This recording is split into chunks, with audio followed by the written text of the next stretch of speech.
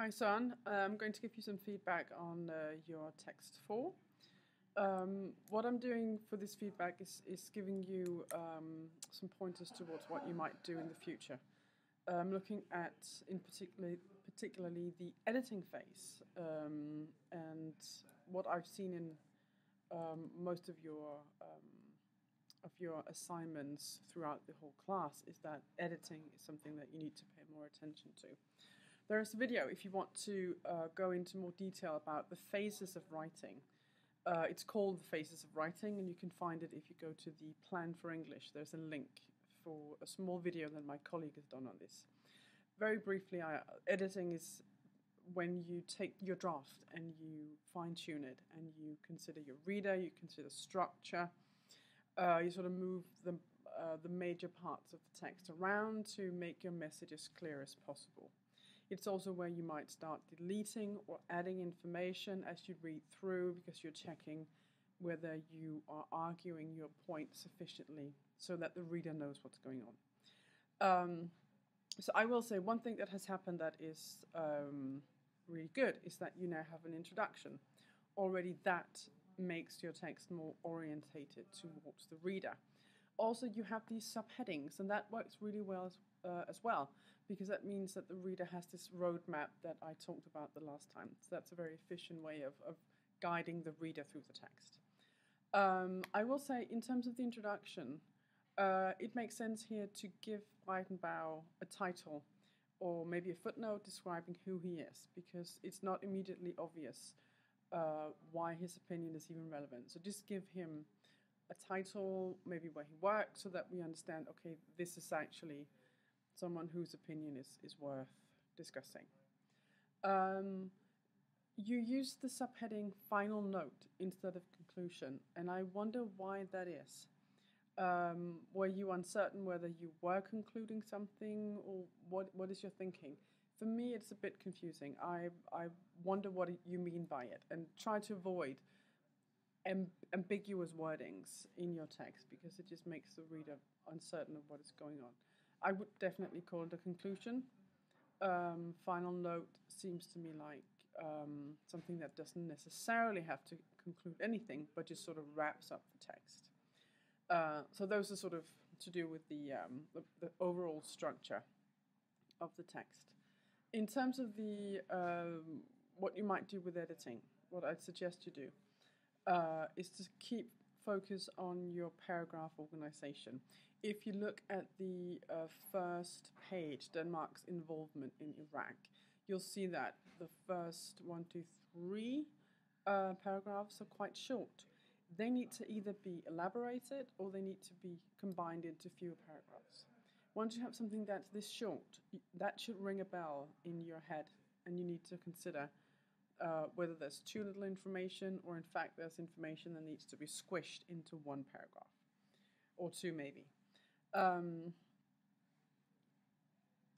Also, on page 2, if you look at the last paragraph in the middle section, you see the same issue again with something that's a little too short to be a paragraph. So go back and look at that and revise it, and keep that in mind as you edit your text in the future. I will say, outside of those examples, you do write okay paragraphs. The organization is there. I will say that you can work on making your message clearer in the editing phase. Sometimes you use a lot of words to get your message across. And what happens often, and I do this too, is that we reflect and we think as we write. So we may not always be able to write in very straightforward kind of declarative sentences. Sometimes it takes us a while to get to what it is we're trying to say. And the draft will quite often show that, so kind of show the workings out rather than the actual result. And what you need to get at through editing is something that's a little bit more straightforward and has perhaps fewer words to express the meaning, if you know what I mean. So I would suggest that you look for that in your editing phase as well. Be as concise as you can be. Um, so that's in terms of introduction, subheadings, and editing of paragraphs. The last thing I want to mention is to do with kind of the very local level, the details and the actual words itself and some grammar.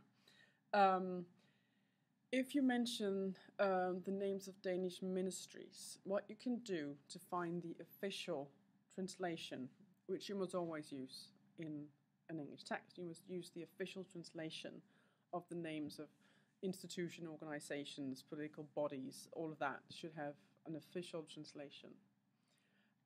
Go and look on the website, and there's often in English button you can click, and that should give you the official name. So a bit of Googling will give you that.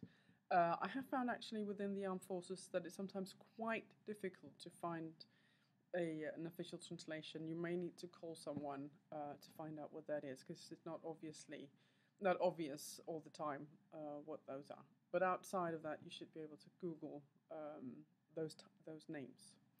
Finally, there is a little bit of a grammatical thing I'd like you to be aware of.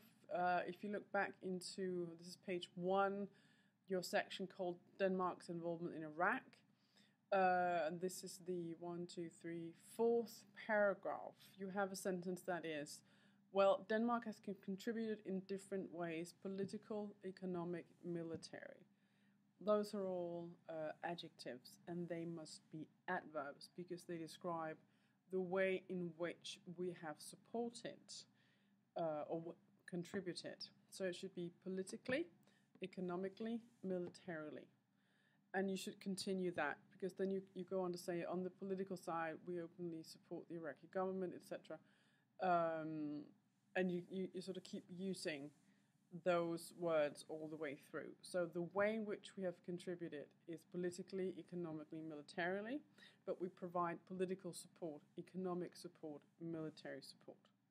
So we use the adjective to describe things, persons, and adverbs with the ly on the end to describe the way in which something is done. So keep that in mind. And also there's some subject-verb agreement. Sometimes you say Denmark has done something, sometimes Denmark have.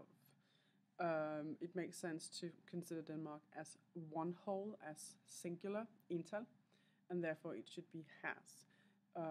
So look for those as well when you do your proofreading, which is sort of what comes after the editing phase. There's proofreading when you look for typos and grammatical errors, etc. Okay, I've spoken for a long time now. Please email me if you have any questions. I'm not going to be able to be there on Friday, but you are free to email me if there's anything you want to know. Okay, that's it for me. Bye.